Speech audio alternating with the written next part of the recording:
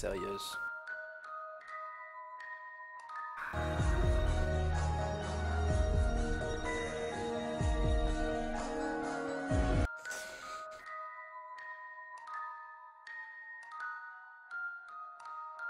Take care, bro. We Rose Smith. Now it's time for the story of the night.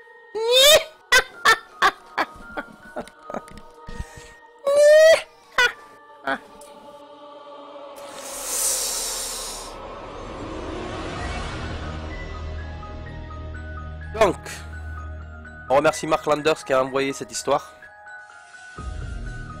Alors pour ceux qui savent pas, qui n'ont pas l'habitude, donc c'est l'heure, c'est le moment de l'histoire du soir, bonsoir.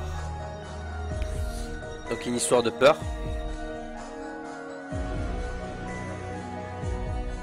Et le concept c'est que je vais vous narrer une histoire qu'on m'a envoyée.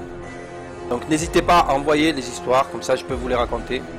Avec une touche de d'harissa sauce Habbe Souda. Et voilà. Donc, l'histoire d'aujourd'hui. Donc, celui qui m'a envoyé l'histoire, enfin, le narrateur, enfin, celui qui raconte l'histoire, donc je vais lire l'histoire. Le 29 décembre 1972.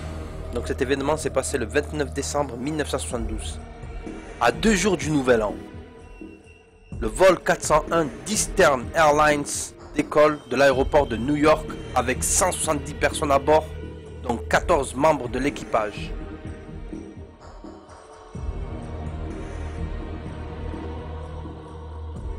Mis en service récemment, il totalisait 985 heures de vol.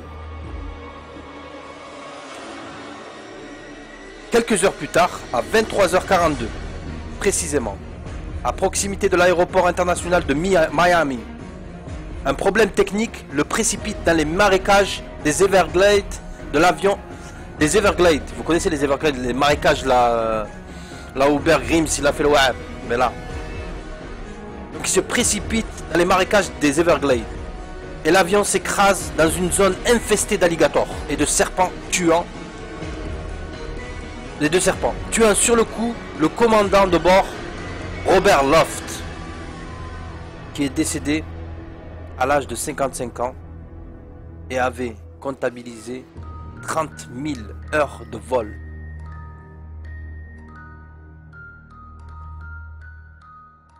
Dans ce crash, l'officier mécanicien Donald Repos, 51 ans, 17 000 heures de vol périt. Ce jour-là. Malgré la violence du choc, 75 personnes survivent au crash du vol EA401. 8 membres d'équipage et 67 passagers. Lorsque les secours arrivent sur place, les passagers vivants, regroupés entre eux, prient et disent des choses incompréhensibles. C'est là où on va s'approcher du mystique.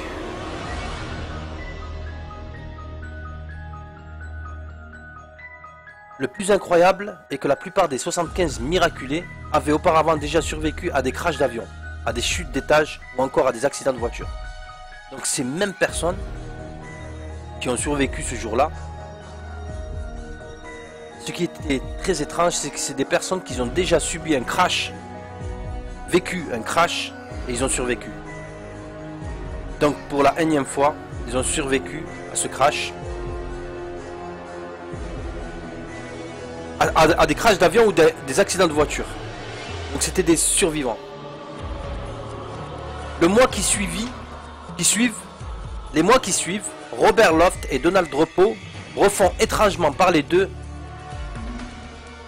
En effet, 5, puis 15, puis 27 personnes, dont des pilotes, des hôtesses de l'air, des mécaniciens, attestent avoir vu les 2 hommes qui sont pourtant morts ce jour-là.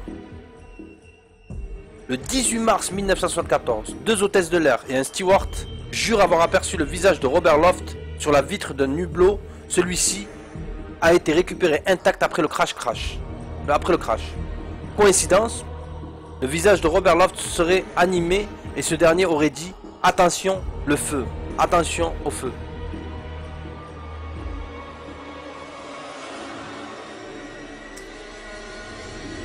C'est une histoire vraie, ouais. Le lendemain, 1 minute après le décollage de ce même avion, les passagers avaient senti une odeur bizarre. Une odeur de boue. D'un coup, le temps à l'intérieur de l'avion était devenu humide. Juste après, le réacteur gauche avait pris feu. Un atterrissage forcé sauva in extremis la vie des passagers. Ah, c'est chaud quand même. Tag life. Le 16 juin 1974, une voix annonça dans les haut-parleurs l'habituel message demandant aux passagers d'attacher leur ceinture. Problème, personne n'avait pris le micro pour en donner l'ordre. Les salariés de la compagnie avaient dit que sur le moment, ils avaient eu très peur, mais ils avaient fait comme si de rien n'était pour ne pas affoler les passagers. Donc en fait, ils entendent la voix qu'on entend quand on prend l'avion, c'est-à-dire de mettre la ceinture au micro. Sauf que le problème, c'est que celui qui a transmis ce message, c'était aucun des stewards ou des hôtesses de l'air, ou même du pilote ou du copilote. C'était une voix de quelqu'un d'autre. Problème, personne n'avait pris le micro pour en donner l'ordre. Les salariés de la compagnie avaient dit que sur le moment, ils avaient eu très peur, mais ils avaient fait comme si de rien n'était. Fut recensé également le témoignage du capitaine senior d'Eastern Airlines, un homme respecté de tous, qui déclara avoir entendu, en plein vol, un bruit de froissement, s'être retourné et avoir aperçu Donald Repo qui lui dit « Cet avion ne marche pas bien, mais ne t'inquiète pas, je suis là. »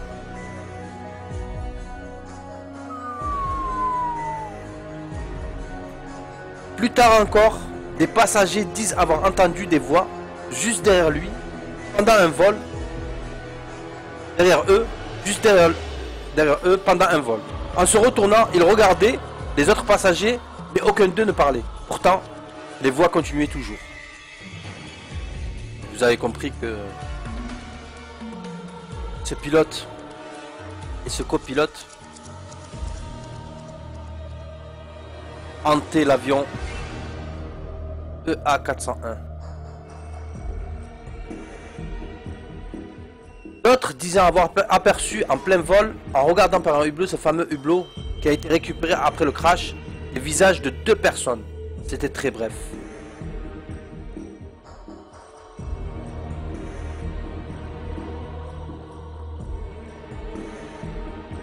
Après tous ces événements bizarres, la presse s'empara alors de l'affaire et la compagnie aérienne menaça de licencier tous ses salariés qui témoignèrent de ces étranges apparitions. Cette dernière fit même venir un prêtre exorciste pour protéger les avions et les exorciser. C'était des hallucinations collectives ou vraiment des phénomènes paranormaux. La plupart des passagers ayant vécu ces expériences se disent choqués par ça.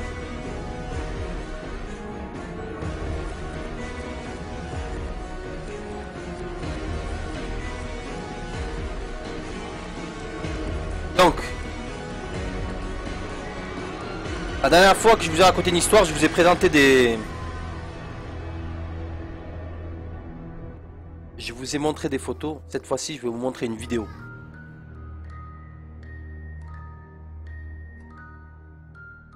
Si vous étiez encore dubitatif à propos de ces phénomènes paranormaux, en voici qui vous feront peut-être changer d'avis.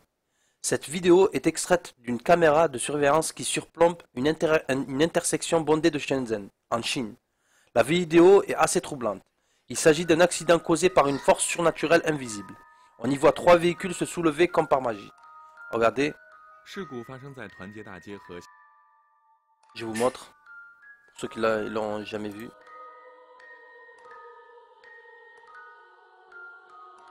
Très mystérieux. 青达路的交叉口，从监控画面中我们可以看到，一辆面包车由南向北行驶而来。就在它准备右转弯时，车尾突然腾空而起，发生了侧翻。随后，紧邻的面包车也飞离了地面，撞到了后边的小轿车。同时，由北向南驶过来的一辆轿车也弹了起来。3辆轿车怎么就无缘无故的飞起来了呢？ Incroyable.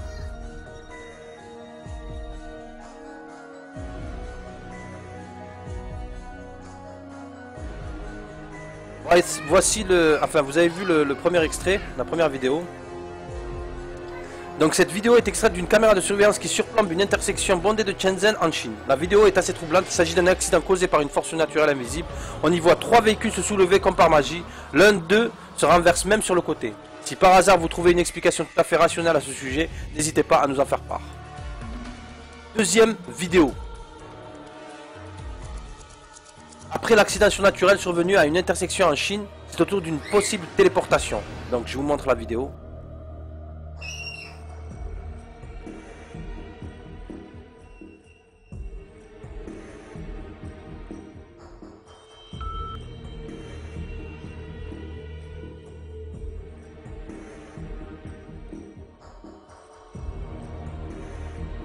Je vous montre la vidéo.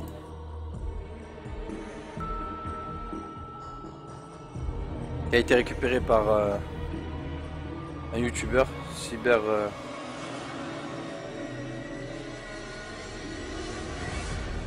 Après l'accident surnaturel survenu à une intersection en Chine, c'était autour d'une possible téléportation. C'est également une caméra de surveillance qui nous a fait le plaisir de filmer une scène nocturne des plus étranges.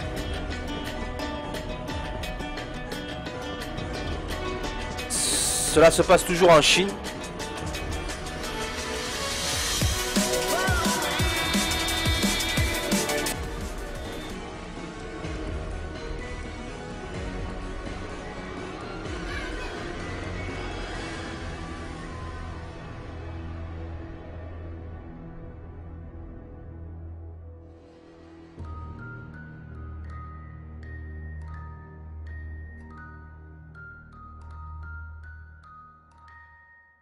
Regardez la scène au ralenti.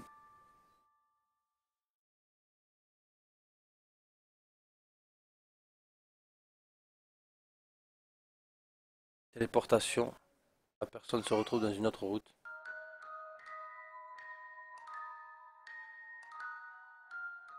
Toujours en Chine, un homme circulait en moto et à 2 doigts de se faire renverser par un camion qui roule à toute vitesse. Aussi incroyable que cela puisse paraître, un individu, probablement une femme, surgit de nulle part au milieu de la route et empêche la collision. La femme téléporte l'homme en moto pour le sécuriser à droite de la route. Les 2 hommes restent abasourdis tandis que la mystérieuse inconnue poursuit son chemin.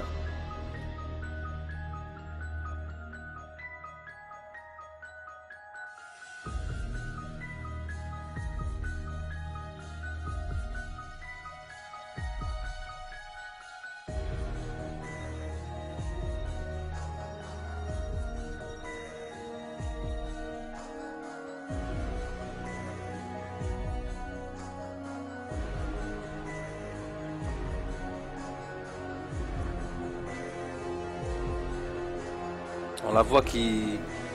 même pas ce qu'elle fait.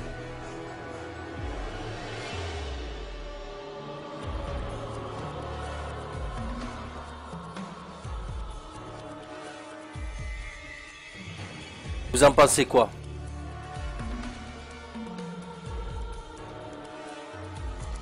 Après ça, vous croyez toujours pas aux phénomènes paranormaux, aux fantômes? Moi,